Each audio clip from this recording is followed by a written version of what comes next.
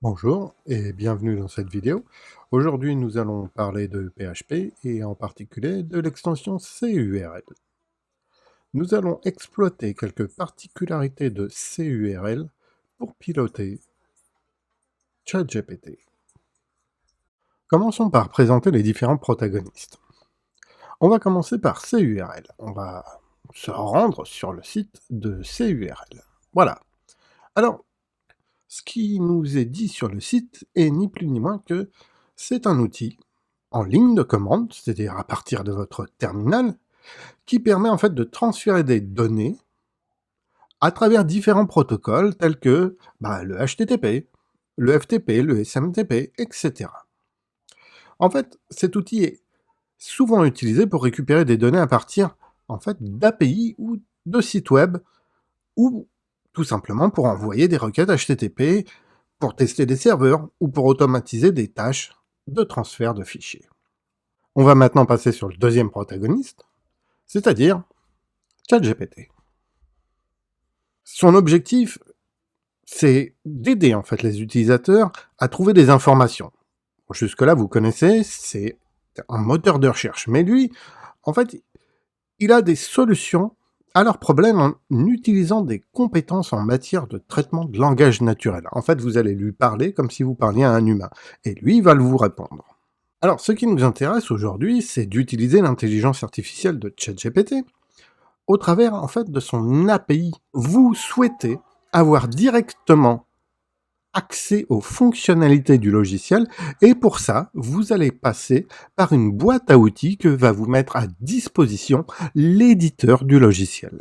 Vous allez dans Product, vous allez dans Overview, et là, vous voyez tout de suite, on vous indique que vous avez la possibilité d'utiliser le logiciel en utilisant une API. Alors, soit on va directement sur la version courte, soit on est un petit peu plus curieux et on clique sur For Developers. Et nous, ce qui nous intéresse ici, ça va être d'aller lire la documentation. Donc, pour ça, on va cliquer sur le lien Read Documentation. Alors, comme vous pouvez déjà le constater, il y a pas mal de choses. Et en l'occurrence, moi, j'aimerais faire de la génération d'images. Alors, j'ai cliqué dessus, voilà, il n'y a pas de problème. Et la génération d'images, en fait, c'est un des moteurs mis à disposition par OpenAI. En l'occurrence, c'est DALL-E. Voilà. Alors, l'idée ici est de fournir un texte en entrée, un certain nombre d'autres paramètres, et d'obtenir en fait à la fin des images qui sont générées de manière aléatoire en fonction du texte que vous avez fourni. Ensuite, si on regarde un petit peu ici, qu'est-ce qu'on s'aperçoit ? Visiblement, il y a plusieurs possibilités pour interroger l'API. On peut le faire en Node.js aussi. Et là, ce qui va nous intéresser, c'est la troisième version. C'est-à-dire qu'on va pouvoir utiliser curl pour interroger l'API. Et c'est là-dessus que nous allons travailler aujourd'hui. Alors, nous sommes toujours sur le premier exemple. On peut déjà commencer à le décomposer. Voilà. Avant de rentrer même dans les détails de la documentation, on peut déjà détailler ce qu'on voit. Alors, le nom du logiciel client, donc c'est URL. Ensuite, nous avons une URL avec le protocole HTTPS. Alors, c'est ce qu'on appelle un endpoint. Voilà. C'est en fait un point sur lequel vous allez pouvoir vous appuyer pour appeler les fonctionnalités d'une API. Et ça s'appelle comme ça. Ensuite, vous avez une option, visiblement, qui est grand H. Alors, grand H, on se doute que c'est pour header. Donc là, on va forcer un certain nombre de headers à l'intérieur de notre requête HTTP. On force, par exemple, le content type, ici, application JSON. Et on force quelque chose d'autre, c'est-à-dire qu'on va lui passer en fait une autorisation. Et oui, l'API n'est pas libre, c'est-à-dire qu'il faut vous authentifier en fait pour avoir accès aux fonctionnalités. Et c'est une autorisation assez simple en fait à mettre en œuvre, puisqu'il va s'agir en fait de passer uniquement une chaîne, c'est-à-dire un token, qui va permettre de vous identifier. Et ensuite, vous avez une option "-d", et là, on reconnaît, à l'intérieur de cette option, qu'il s'agit en fait d'une chaîne de type JSON. Donc c'est ce qu'on appelle ici un payload. Et à l'intérieur de ce payload, en fait, on reconnaît, plusieurs paires de clés-valeurs, hein. Vous avez le prompt, c'est-à-dire le texte que vous allez directement passer. Vous avez "n" qui est, en fait, vous allez découvrir le nombre d'images que vous demandez pour un seul prompt, et vous avez la taille de l'image que vous réclamez à ChatGPT. Alors, comme nous l'avons dit, aujourd'hui, nous allons donc utiliser PHP pour implémenter cette API, et plus particulièrement, nous allons donc utiliser le fait que PHP intègre nativement l'extension CURL. D'ailleurs, je vais changer d'onglet, et ici, j'ai sélectionné en fait dans la documentation de PHP, la partie qui concerne la bibliothèque client d'URL. Donc on lira par exemple le premier exemple, ce qu'on peut faire tout de suite avec CURL, mais on n'ira pas beaucoup plus loin. Alors là, on se rend compte déjà, alors vous voyez peut-être la différence par rapport à l'exemple de CURL qui a été donné précédemment par la documentation. Ah bah, ça s'écrit pas tout à fait pareil, hein, même si derrière c'est le même logiciel, hein, d'accord? Alors là, on voit qu'on a une initialisation, qu'on peut lui passer tout de suite une URL, donc ça nous intéresse. Puis après, on voit qu'on peut lui passer aussi des options, alors, avec la fonction curl setups. Et là, chose intéressante et qu'il ne faudra pas oublier, c'est que ici, sur les fonctions de curl, en fait, on lui passe une ressource. Oui, la première fonction que vous appelez, en fait, va vous fournir une ressource, un peu comme si vous ouvriez en fait un descripteur de fichier. Et une fois que vous avez ce descripteur de fichier, eh ben, vous le passez aux différentes fonctions, par exemple pour écrire, pour lire à l'intérieur de votre fichier. Et ben, avec l'extension curl, ça fonctionne de la même manière. Donc, il ne faut pas oublier cette ressource. Et ensuite, vous avez l'appel principal, c'est-à-dire curl exec. Et c'est lui, en fait, qui va envoyer la requête vers le serveur ou le service que vous souhaitez atteindre. Et une fois que vous avez fait ça, eh ben, vous avez plusieurs possibilités. Soit vous affichez directement le résultat sur la sortie standard, soit vous stockez le résultat pour un traitement ultérieur. Et à la fin, évidemment, vous fermez le flux. Voilà, donc ça c'est pour la base d'utilisation de CURL via PHP. Alors maintenant que nous sommes plus ou moins équipés, eh ben on va commencer à débroussailler. Et pour commencer, nous allons donc récupérer un code déjà existant. Alors, voilà, donc là je suis sur le site dont je vous parlais. C'est un site que j'ai visité pas mal de fois en fait au cours de ma carrière, et malgré son allure un petit peu sombre, en tout cas ce qu'il raconte sur CURL, en fait, c'est tout à fait valable, c'est en français, c'est très compréhensible par rapport à ce qu'on peut trouver dans la documentation, et c'est ce que je vais utiliser. Alors, exemple d'utilisation de curl sans vérification de certificat, méthode aide. Donc, pourquoi pas, ça pourrait être une bonne idée, mais nous, on sait aussi qu'on va envoyer un payload. Donc, je cherche en fait un exemple où on va pouvoir passer un payload.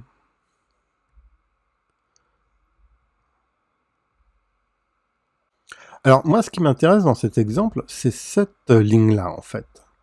En tout cas, cette option-là. Voilà, c'est CURL opt postfield. Parce qu'on sait qu'on va envoyer, en fait, un payload. Donc, on va envoyer des informations dans le corps, en fait, de la requête HTTP. Et ça, typiquement, postfield, c'est exactement ça. C'est-à-dire, on utilise la méthode post pour envoyer des informations, et ces informations-là vont se retrouver dans le corps de la requête HTTP. C'est exactement ce qu'on veut. Donc, on va plutôt partir sur cet exemple-là. Alors, je vais copier le code. Je vais me rendre sur VS Code.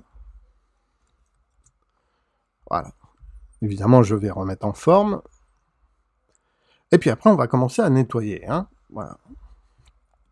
Alors, la première chose que moi j'aime bien faire, c'est déjà une première variable, $URL, pour définir en fait mon endpoint, comme je vous l'avais annoncé la dernière fois.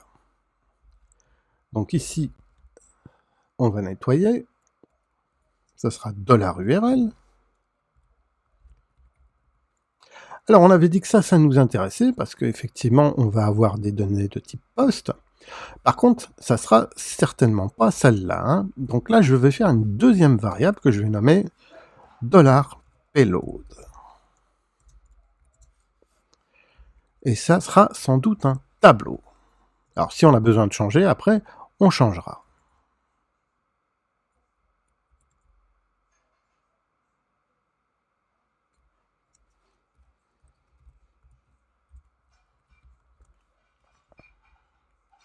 Alors il y a un certain nombre de choses, je ne sais pas à quoi elles servent, ou pour le moment ça m'intéresse pas, donc je vais pas les retirer, je vais les commenter.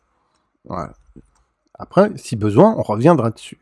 Alors, les timeouts, bon, bah, ça, on se doute de ce que c'est, hein. C'est typiquement, lorsque vous faites une requête, soit le client décide de se déconnecter parce que bah, la requête est trop longue, soit c'est le serveur au bout qui, lui, prend l'initiative de vous déconnecter. Alors, pour le moment, on va les laisser. Les autres m'intéressent moins pour le moment, donc je vais les commenter. Ici, on a bien le curl exe qui va exécuter notre requête, et nous avons la réponse de cette exécution. Ensuite, nous avons un curl erno. Alors, curl erno, c'est pour, évidemment, comme son nom l'indique, récupérer les numéros d'erreur, hein. Voilà. Et après, il y a quelque chose d'assez intéressant, c'est qu'il utilise un CURL getInfo.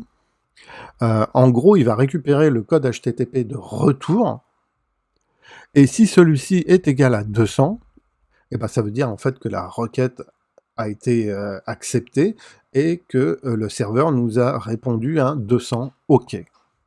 Et à ce moment-là, ben, on va pouvoir faire du traitement. Voilà. Ici, on affiche la réponse. Bon, nous, on verra ce qu'on affiche. Et sinon, eh ben, il affiche le code d'erreur en disant qu'il y a une ressource introuvable. Et il met le tout, en fait, dans un try-catch. Très bien.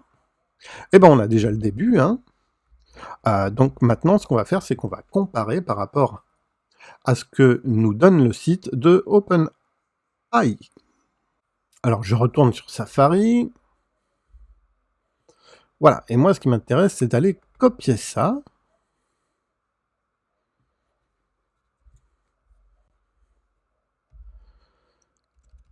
Voilà, pour comparer, en fait. Je sais que ça, je ne peux pas directement l'intégrer, hein. Par contre, ça va me donner des idées.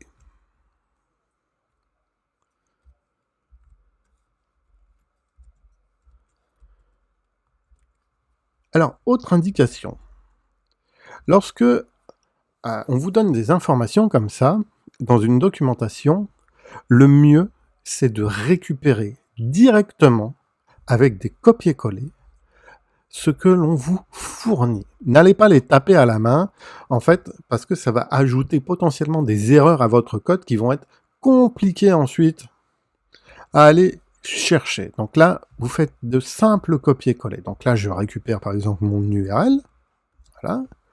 Je vais m'occuper des headers ensuite. Donc je vais faire une variable $header qui va être un tableau. Et là, encore une fois, je récupère directement le code avec un copier-coller.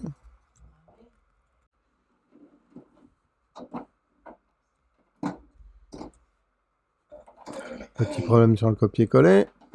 Je recommence. Voilà.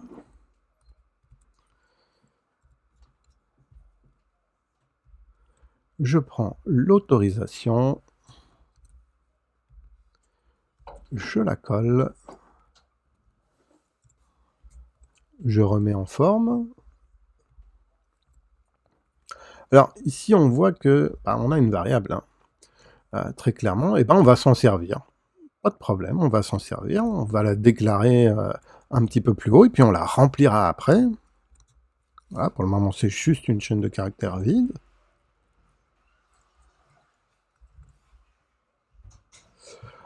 Ensuite, on a le fameux payload. Alors, le fameux payload, pour le moment, comme je l'ai dit, c'est un tableau. Donc c'est un tableau comme ça, donc je vais tout prendre. Je vais le remettre à la sauce PHP pour déclarer les tableaux.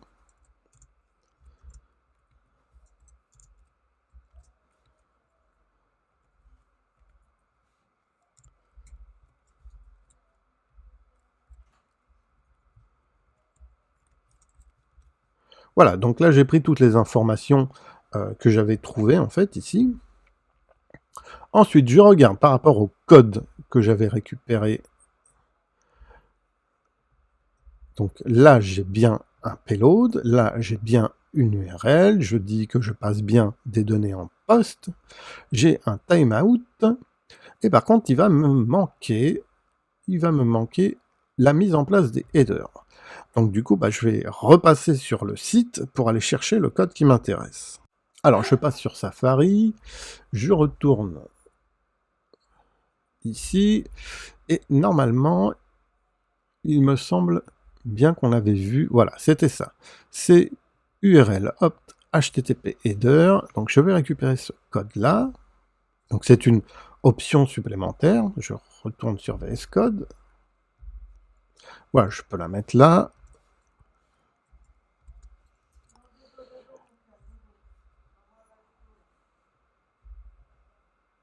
Et là, on voit bien qu'il prend en paramètre un tableau. Et ça va être en fait notre tableau de header que j'ai défini en haut.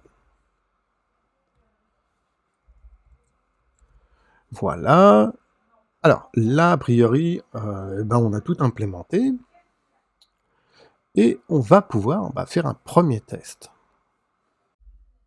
Alors, juste avant de tester, vous pouvez peut-être voir la différence. Je suis allé chercher une clé pour faire fonctionner l'API.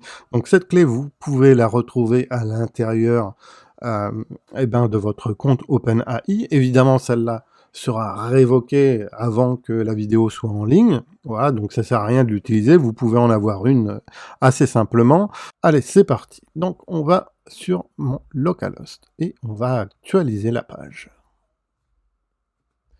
Alors, voilà, première erreur. Donc il me dit que j'ai un content type de type header qui est a priori pas valide. Oui, d'accord. Donc là, ce qu'il dit, alors c'est ce qu'on avait vu en plus dans la documentation, si vous vous souvenez bien. En fait, nous on avait dit dès le départ, ça ressemble à du JSON, ok. Et là, il nous dit que il est d'accord. On lui a indiqué que le content type, voilà, ça va être du JSON, mais a priori, il n'est pas content de ce que on lui passe en paramètres. Alors, du coup, on va aller regarder notre code. Dans le post field, donc on lui passe un payload ici. Et le payload, oui, c'est un tableau. Donc ça, typiquement, c'est un tableau, c'est pas du JSON. Là-dessus, on est d'accord. Donc ce qu'on va faire, c'est qu'on va utiliser la fonction de PHP qui s'appelle JSON-encode, qui permet de transformer en fait une valeur, ça peut être un tableau, ça peut être autre chose, au format JSON. On va lui passer ça déjà, et puis on va voir si ça lui plaît un peu plus. On va retourner sur Safari, et on va actualiser.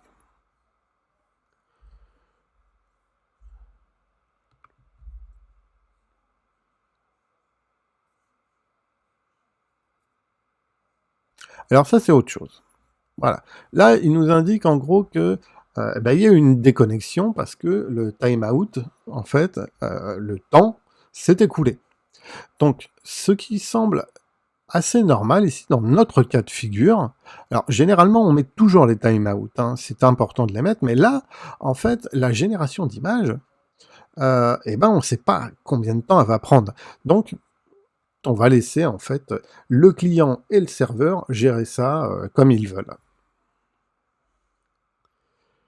Alors on va les retirer, on va retirer les deux options, voilà. Parce que de toute manière, 5 secondes, ça faisait vraiment pas beaucoup, quoi.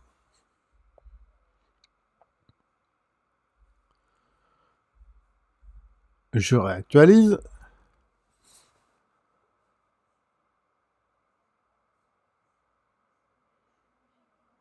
Ah bah là, ça nous intéresse un peu plus. Et là, effectivement, là, on voit que l'API a répondu quelque chose. Et elle a répondu sous la forme d'un JSON. Alors c'est très intéressant, on va le copier déjà.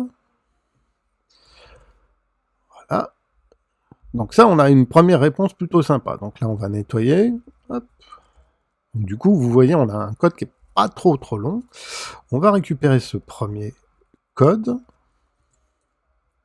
Puis on va regarder à quoi ça ressemble. Alors, donc on a dit c'est du JSON, on a une date visiblement de création, on a des datas, et à l'intérieur on retrouve en fait les URL. Alors on imagine que c'est les URL des images qui ont été générées. D'ailleurs on pourrait aller voir en fait, hein, l'URL a priori c'est une URL publique. Voilà, donc je vais repasser sur Safari. Je vais utiliser cet onglet-là, et puis on va regarder ce que ça nous donne. Ah oui, effectivement, d'accord, bon c'est bien ça, on avait demandé un siamois, ok, donc on a eu un siamois. C'est plutôt pas mal, et on va pouvoir avancer, donc je retourne sur VS Code. Donc là, à partir de maintenant, ce qui nous intéresse, c'est de récupérer cette URL-là, et pourquoi pas aller chercher l'image qui a été générée, puis l'enregistrer directement chez moi, quoi. Alors pour ça, donc du coup ça veut dire qu'on est plutôt ici, hein. On est plutôt ici. Donc du coup, ça on va le commenter. Je crois que j'avais vu quelque chose d'intéressant. Alors attendez, je vais retourner sur ici. Je relis vite fait. Je reviens sur le Python. Ah ça, voilà, c'est ça qui m'intéresse. Parce que ici, en fait, voilà, d'accord, ok. Parce que, en fait, là, la réponse est du JSON. Donc, en fait, moi, ce que je vais faire, c'est je vais appliquer la fonction inverse de ce que j'ai fait préalablement. Donc, je vais faire un JSON décode. Donc, JSON décode $, response. Donc là, ça veut dire en fait que j'obtiens un tableau, hein, ni plus ni moins.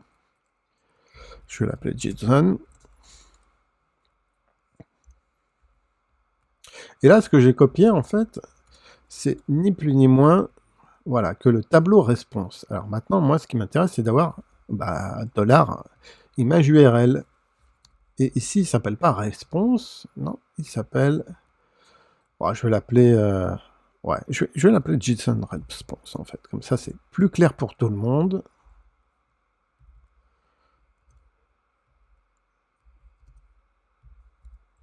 Et si on regarde la structure, effectivement, là, dans mon tableau, parce qu'après, le décollage, ça va me donner un tableau, donc on va bien prendre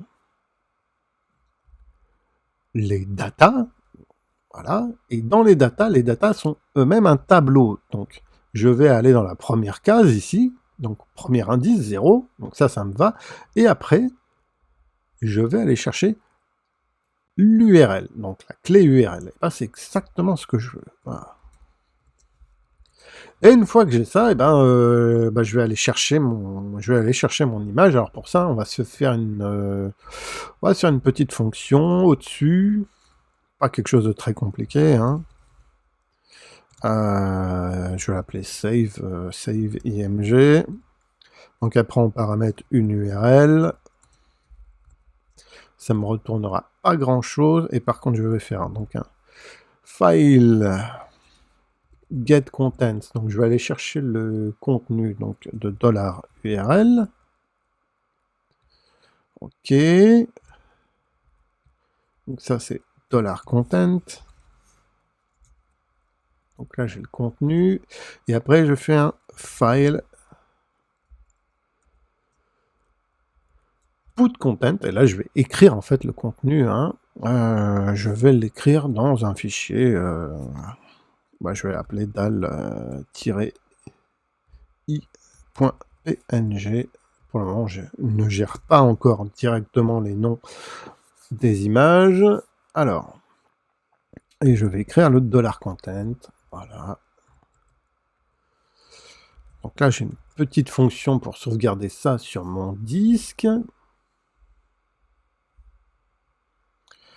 Et donc là, je vais appeler cette fonction save img de $image URL.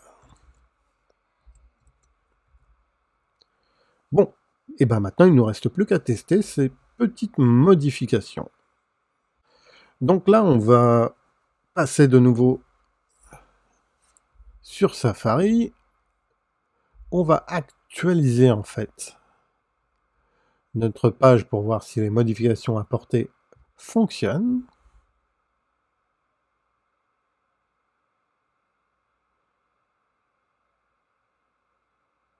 Alors, j'ai une petite erreur à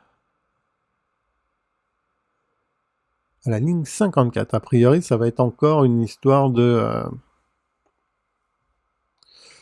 Alors oui, il n'est pas d'accord en fait avec, avec ma découpe en fait du tableau, visiblement. Et ben on va aller regarder ça. Hein. Donc 54, ouais c'est ça. Il n'est pas d'accord en fait avec ça.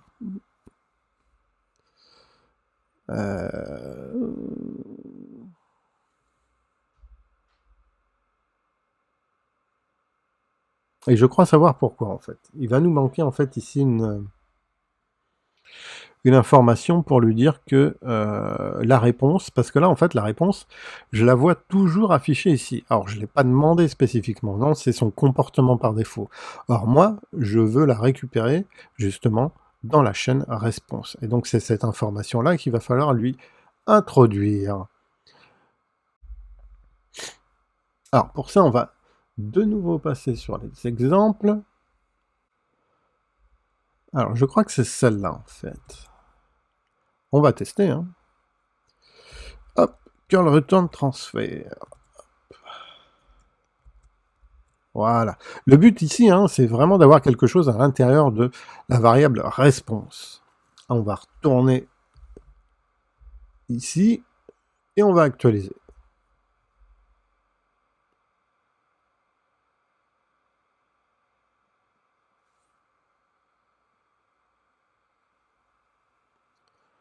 Alors là, c'est encore une autre histoire. Donc il me dit qu'il ne peut pas utiliser std class en tant que tableau. Alors, on va regarder, ligne 55. Alors ça me paraît plutôt bon en fait, puisqu'on a rajouté le curl opt return transfer. Par contre, il est toujours pas content ici quand je décode. Ah, attendez. Il me dit qu'il peut pas utiliser std class comme un objet. Ah, d'accord, ok. Alors en fait, voilà, c'est ça. Donc ici, vous voyez, en fait, d'une scène des codes, il peut renvoyer plusieurs choses, en fait. Soit il renvoie, on va voir plus bas, normalement il y a le return qui est plus bas, voilà, il va renvoyer quelque chose de mixte, mais en gros, il peut renvoyer true, false, nul, ou en fait, il va renvoyer soit un objet contenant les informations, soit un tableau. Moi, je suis parti du principe qu'il doit me renvoyer un tableau. Mais en fait, par défaut, si vous ne faites pas attention, en fait, eh ben, il va vous renvoyer un objet de type stdclass. Et ben, du coup, il faut lui dire ici qu'on utilise un tableau de type associatif. Et donc, on va renseigner une information supplémentaire. Voilà. Et on retourne, du coup, encore une fois, sur Safari, et on réactualise.